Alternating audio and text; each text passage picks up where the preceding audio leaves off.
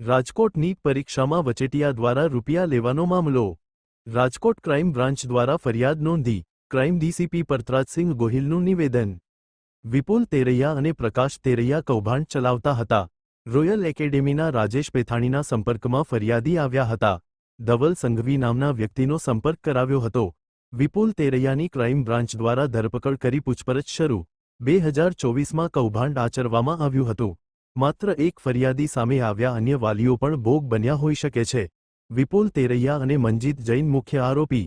Royal એકેડેમીના chairman Rajesh પેથાણીએ તમામ આરોપીઓની સાથે સંપર્ક કરાવ્યો હતો। Byte Parthrajsinh Gohil, DCP crime, Rajkot.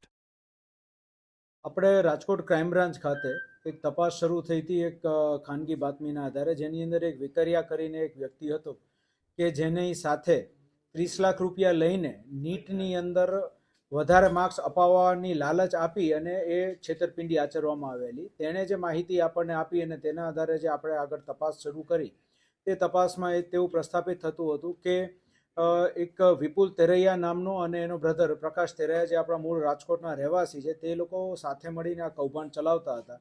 જેની અંદર આવા કોઈ વિદ્યાર્થીઓ હોય કે જે લોકો નીટની એક્ઝામ આપવાના હોય, નીટ યુજીની એક્ઝામ, તો તે લોકોને ઝાંસામાં લઈને પૈસા પડાવવાની અને છેતરપિંડી કરવાની આખી એમની એમો હતી।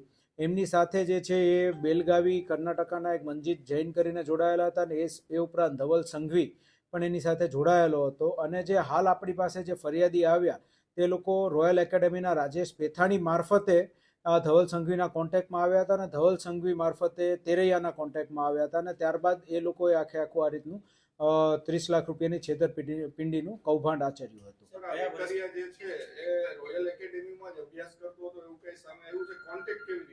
એ રોયલ એકેડેમીમાં અભ્યાસ કરતો હતો અને આ વાત જે છે એ જાન્યુઆરી 2024ની વાત છે, ત્યારે આ થયું હતું। અને આ વર્ષે, ગયા વર્ષે એ લોકો આ છેતરપિંડી કરી, પછી આને ફરીથી એવું કહેલું કે આ વર્ષે અમે કંઈક જોઈ લેશું, પણ એ લોકો એ પ્રકારનું કોઈ પણ પ્રકારનું આ છેતરપિંડીનું જ કૌભાંડ હતું એટલે બીજું કંઈ કરી ન શક્યા, એટલે પછી આ ફરિયાદ દાખલ કરી।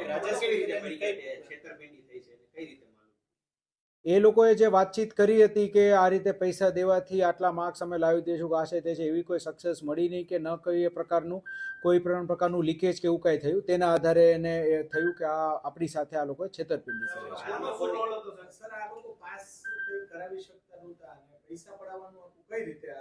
એટલે આમનો એમો એ જ હતી કે પૈસા લઈ લેવાના, પાસ કરાવી દેશું અથવા માર્ક્સ વધારે અપાવડાવી દેશું એવું કહીને, અને પછી એવું કંઈ કરાવડાવી શકતા નહોતા અને પૈસા પછી આ જેની પાસેથી લીધા હોય એને પાછા પણ નહોતા આપતા। અને અનેક વાલીઓ જે છે એ પોતે બીકના માર્યા પછી આની અંદર કોઈ પણ પ્રકારની ફરિયાદ કે પોલીસને જાણ પણ નહોતા કરતા। એટલે અમારી તપાસમાં એવું નીકળ્યું છે કે આ તો એકમાત્ર વાલી છે, આવા બીજા પણ વાલીઓ હોઈ શકે છે કે જેની સાથે આમણે આ છેતરપિંડી કરી હોય। એટલે અમે એક પછી એક આઈડેન્ટિફાઈ કરી અન્ય વાલીઓનો પણ સંપર્ક કરી અને તે લોકોને આની અંદર અમે તપાસમાં નિવેદનો લઈ રહ્યા છીએ। અત્યાર સુધીમાં જે છે એક જે વિપુલ તેરૈયા જે છે એને આપણે ડિટેન કરી પૂછપરછ કરી હવે આગળ ધરપકડ કરી રિમાન્ડની કાર્યવાહી કરીશું। અને એ સિવાય અન્ય આરોપીઓ જે છે તેના વિરુદ્ધ કાયદેસરની કાર્યવાહી માટે થઈને ટીમ્સ બનાવી દેવામાં આવી છે। તાજેતરમાં હમણાં નીટની પરીક્ષા લેવાય છે, 2025માં કોઈ આવા વિદ્યાર્થીઓ તેમના સંપર્કમાં આવ્યા અથવા તો તેમણે કોઈ પૈસા લીધા હોય એવું સામે આવ્યું છે?